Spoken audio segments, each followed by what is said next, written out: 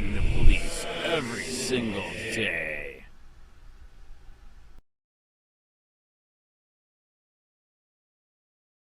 My name is Anthony Holmes.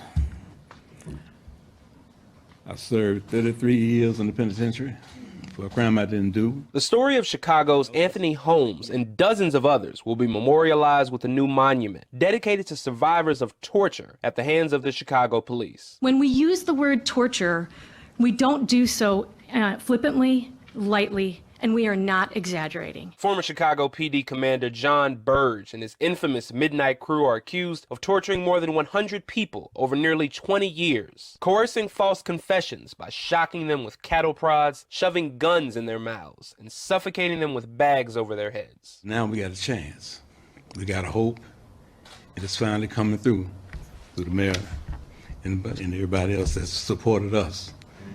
Because for so long, we felt that we weren't going to get it. The future monument has been a long time coming. This is another step, but an essential step, in righting a wrong, removing a stain. It was promised in 2015 as part of a $5.5 million reparations package to victims of the Chicago Police Department's brutality, the first city reparations package in the country.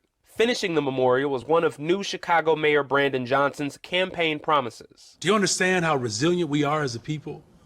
When that type of harm can be administered by the state, and those individuals who were harmed, like Anthony, is calling for the healing of our people. Thank you, Brother Anthony, for your incredible resilience and your love for humanity.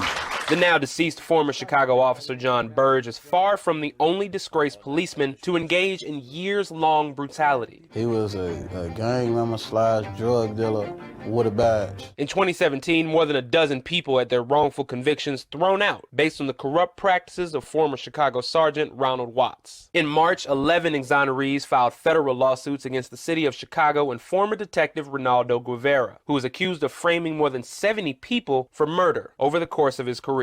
Anthony Holmes served 33 years in prison before he was exonerated in 2004. Without this, they would keep on going, doing the same thing they're doing.